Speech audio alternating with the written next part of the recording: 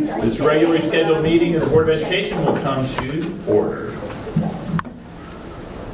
First thing on the agenda is the approval of the agenda, which is on the screen there before you. Do we have a motion to approve the agenda? Second. Do we have a second? Second. The first second about agenda approval. Welcome. All in favor? Aye. And then we have the next item would be the approval of the minutes from June 11th and June 14th. Those have been distributed beforehand. Do we have a motion to approve those minutes? So moved. Do we have a second? Second. Second. All in favor? Aye. Motion carries. Now, over to you, Dr. All right. Mr. Maynard, financial statement. Swan song. Yes. This is it. Hey. After this, Elvis leaves the building. To your adoring fans. That's right. Contain your excitement. Yeah. So, hey, Jerry's not here. Anyway, in your packet are the financial statements for May. Happy to report that local revenue, which is basically our ad valorem we receive, is at 104% of budget. We have collected 4% above what we thought we were going to get through September 30th at this time. Last year at this time, we were at 99% of budget. And to put a figure on it, I checked local revenue collections today, and we're actually at 1.7 billion over budget. So should finish up with a good strong year this year. On expenditures, on the report, if you look at it, we're at 79% of budget compared to 67 for last year. That increase in there of 12% is actually due to the purchase of Gresham property last month. That is reflected in these financials. And if you take that out, it drops it down to 69% of budget, which when you compare to 67% of budget is much closer to where we should be. On the purchase of Gresham also, that came about rather quickly. We have gone through and done a transfer out of the bond accounts of that $6.75 million to repay the general fund because that's where we initially paid for it from. So that will reflect and bring that expenditure percentage down in the upcoming months on the reports. All board bank accounts have been reconciled at this time, and all state revenue accounts also. So that's all I have to report right now. Thank you, Greg. Board members, I would recommend the board that you approve the financial statement for May 2018. Do we have a motion to approve the financial statements? So moved. And a second? All in favor? Aye. Yay. Yes, sir. Greg, well done. Thank you. Thank you, Greg. I appreciate it, Greg, and I just worked with Courtney the last few weeks getting on board, and I'm sure Courtney's got it all in her mind now as Greg's finishing up this week. But, I'm certainly appreciative, and I know the board is too, to the work you've given to the system, and are looking forward to Courtney carrying that forward.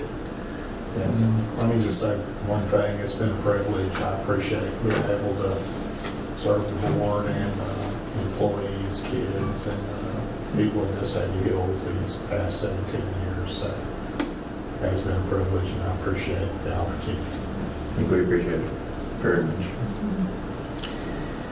All right, item 5. There's consent items for overnight field trips, student transfers, and disposal of property, and I would recommend that the board approve these consent items. You've heard the superintendent's recommendation. Do we have a motion to approve these consent items? So moved. Is there a second? Any questions, discussion? All in favor? Aye. Aye. Board members, item 6, I recommend that you approve the personnel actions as listed. You've heard the superintendent's recommendation around personnel.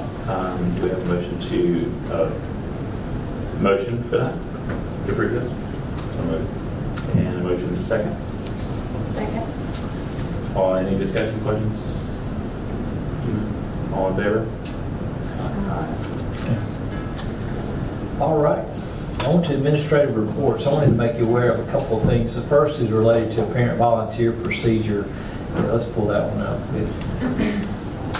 Prior to my joining the team here at Vestavia Hills, Dr. Mason had been working with Mr. Tim Lovelace, our Director of Student Services, with regards to this procedure. There had been some interest from parents about developing a procedure related to parent volunteers. And this is a synthesis really of what Mr. Lovelace gave me in his recommendation. And it is essentially that those who are volunteering for work that's related to student supervision projects at schools will submit a background check through Background IQ, pay $12 background search fee, and the reports are sent promptly back to the Vestavia Board of Education. And the guidelines set forth by the Vestavia Hills Board of Education will be part of the implementation that we will have of this practice beginning this school year. So this is responsive to some requests and interest that, like I said, parents had and brought to Dr. Mason. Here is a parent application, volunteer application that you can see the information that Mr. Levis has developed. So you can see what's on that information. But I wanted to bring that to you and to entertain questions or thoughts that you got with regards to the implementation of the parent volunteer process. What kind of timeline are you talking about here, or window? Because I know administrators, teachers scramble hard to get parents to volunteer for things, and if it's the day before something and there's somebody finally steps up. The company we use is a company the city uses. Jennifer, I think, can probably speak to how quick the turnaround is on that. It's the same company uses by Park and Rec, and it's usually, I've seen it come through as quick as 4 hours and up to 12. It's a pretty quick one, and it's easy. Put your name in, your driver's license number, social security, it's out. And it returns to you, the person filling out the application, as well as whoever sees the account manager. So do the principals, are they doing this, or? I'm going to tell you that is to be determined. I think the less that I can have principals having to do, the better they can do their jobs. Right. The Director of Student Support Services will be in charge of this, and so we'll more rough out and develop those procedures, I'd say, when that person comes on board. But it's something I think we all agree is important, but we don't want to let the minutia of the process bog down to getting things done, getting people to participate. We do not want a process that discourages participation, but one that rather affirms that we're doing the things that we can to make sure all of our kids are safe. So I think it's a careful balance, Steve. I believe you're right about that. We don't want to burden the schools with it. So. And when we talk about volunteer application, we're not talking about going up and like reading the students. This is more like chaperoning an out-of-town trip or something like that. It was specific to that, and that question was posed, Ms. Weaver and I were discussing that. In emails that I read with Dr. Mason, it was the concern much of the time had to do with overnight trips, to make sure that we had a process in place where we knew who was supervising kids. So I think we would create a real nightmare if we did it for when you come to lunch or reading to students where we've got the supervision we need. There's more of the cases like that. So I do believe it will behoove us to make sure we specify specifically what activities we're talking about. The input of the principals, I think, would be helpful for us to put that together. I think those trips are planned early enough that they can get that procedure advertised. And two, I do think that if we're going to hold our sports coaches to the same standard, right, Jennifer? That would, I think. And that would be my comment is, half the community gets these done through the same company, through Parks and Rec. Background IQ should provide to us as a service, hey, these people have already been background checked when they fill out their application, so you don't have to fill out twice as a parent. Because half of them, I mean, anytime you're involved in any Vestavia sport, you have to have this done annually. So we should ask Background IQ to provide us a database or some type of feedback system. Hey, Jennifer Weaver, does she need her background test? No, she's clear. And then they don't have to run it. Be a whole lot less today. We will develop and have a final procedure for the implementation of the school year. I think input from different groups, including PTO, I think is a wise observation to make sure everybody is understanding and supportive of it, because it is the right thing. We just don't want it to be a burdensome process and discourage what is already a very engaged parent base in our schools. Right. Is there any way we can, that's about $12? I tell you what we'll do. Is I can put together. Ms. Ask Weaver your had PTO actually, councils yes, first. Ms. Weaver had looked at that with one of the schools and what the estimated cost is. I think it's really small, and it may be something that we can come up with a way. I don't know that public funds can actually do it. Non-publics may be able to. We might be able to look at non-public revenue sources to see how we might do it. We don't want to discourage the involvement. We want to make sure our kids are safe. So to the extent we can balance both, I think we would just look at the non-revenue side, non-public side, and see how we might at least offset some of the cost. Volunteer would not be. Good. All right. Any other questions? All right.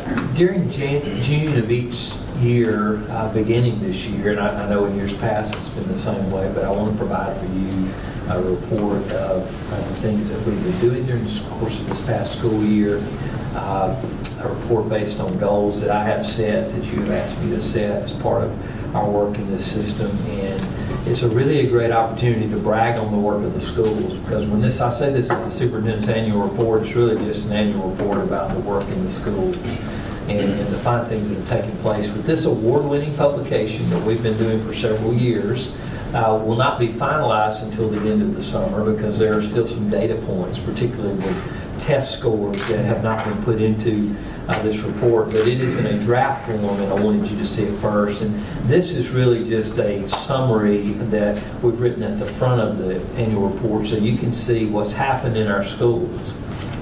Each of the schools report out the highlights of their year, but I just wanted to speak generally about this and then moving into talking about next year. But from a perspective of achievement with our students, you will find throughout the report that there are a number of accomplishments. We set a record this year for scholarship offerings.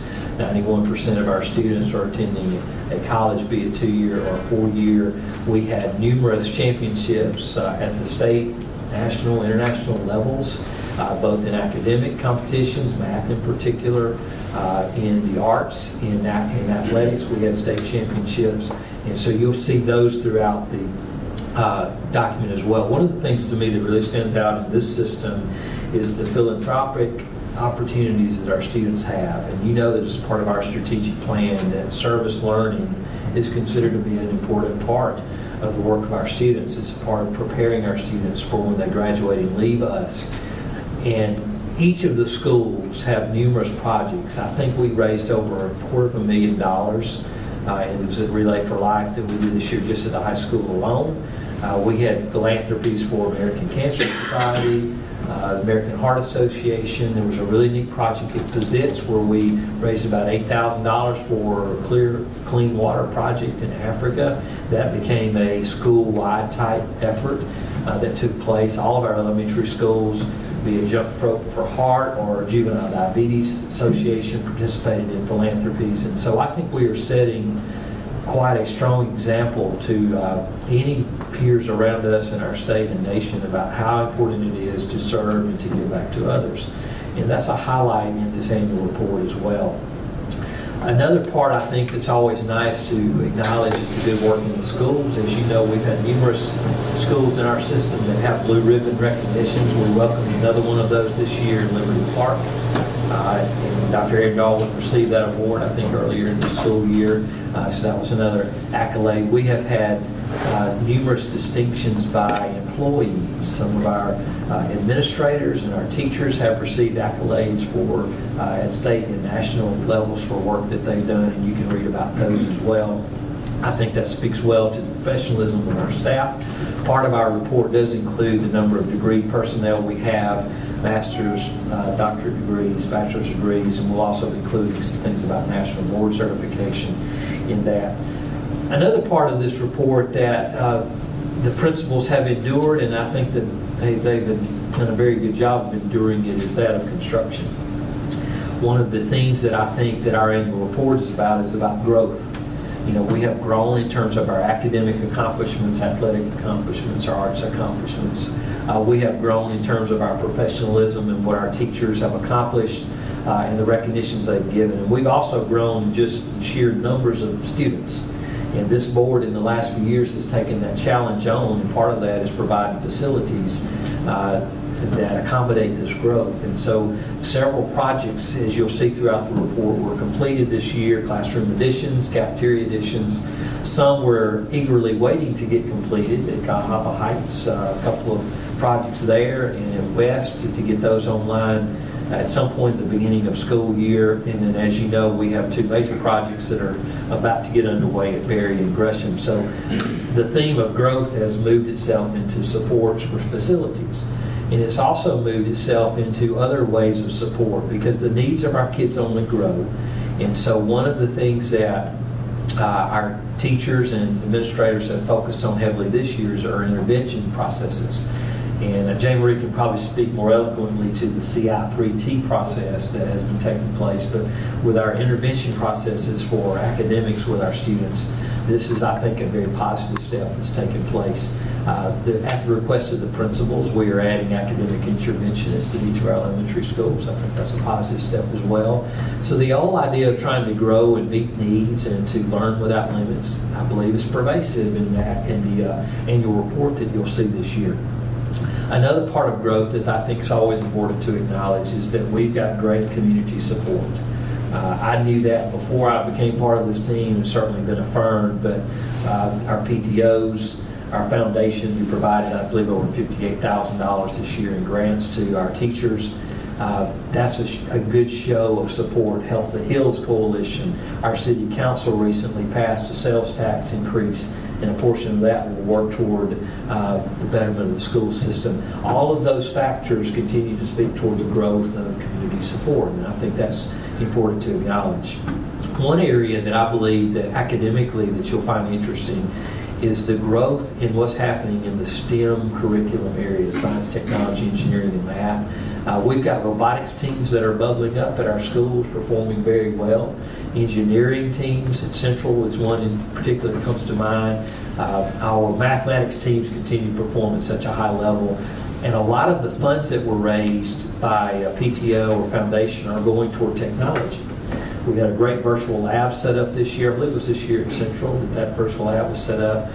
So there's a lot of momentum taking place in the area of STEM that I'm very pleased to see. We'll be hiring a new director of technology, and I know that we'll take that even to another level. That is our intentions to do that. But all that to say that the annual report shows that we're growing in a lot of neat ways. And it also says we got to be responsive to how we help best support our schools as they grow. And so what we're doing in our office is we've developed an organizational alignment that I think reflects our way of best supporting that. And so what I wanted to do is to show you just briefly what that looks like. What you see at the top of the org chart is, of course, the Board of Education, who works alongside with the Board of Attorney and the Chief Finance Officer, and then the superintendent's working direct supervision under the superintendent. There are 2 divisions in our office now: the Assistant Superintendent of Teaching and Learning, and that's Jane Marie Barlin, and Assistant Superintendent for Operations and Services, and that's Patrick Martin. And what you see is the departments under their divisions. Basically, what I wanted to do was to more tightly focus on the side of the division of Teaching and Learning and the division of Operations. In other words, how do we provide the best learning experience for our students, and how do we provide a support system that best manages that? And so that's the work that they will be doing in their different divisions.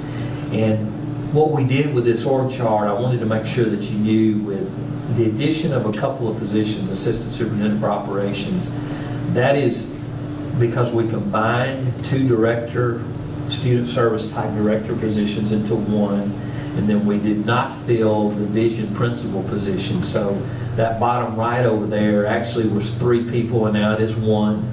The assistant superintendent is taking a larger role over the whole division in itself. And then we put a position up above that under exceptionalities to address what is a growing need for gifted services, psychometric services. And what we believe is we have an almost revenue neutral change here. When you look at what we can save in contracted services under the gifted psychometric service part, and you look at the consolidation of positions under operations, we're netting about zero, maybe a little bit more in expense on salaries alone. But I did not want to add to salaries or add to numbers of people as much as to change the delivery and how we support our schools. And so that's the way the org chart looks. And it's like any other org chart. It's not black and white. It's very gray, in fact. There's a lot of crossover that has to occur in order for an operation to work effectively. But I believe it's important for our directors and administrators to know specifically what their jobs are, and for our principals to know what their jobs are. And so we can be more attentive and responsive to them. So that's the intent of this chart, to support that. Now in July, I'd like to bring to you a report on the strategic plan based on the action update we did this summer, to let you see what we'll be planning moving forward next year, because a lot of questions are generated right now in light of rezoning, like what are we doing to prepare for all of this massive change that's going to occur over the next year. And so I want to bring that to you in July so you can see the directions we'll be taking and planning toward next year.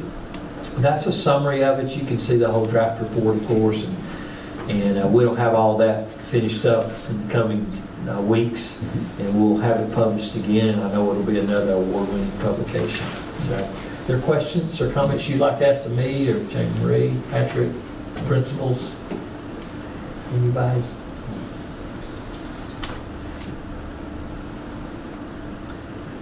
Well, I was proud to get to do it because I really haven't been here for much of any of this. I got to read about the work of the schools, and it's very affirming to know where we're heading in this, what I always refer to as a march toward excellence. There's a lot of motivation to continue to raise the bar in the system, and that's evident in the report. So, thank you for letting me share. Okay.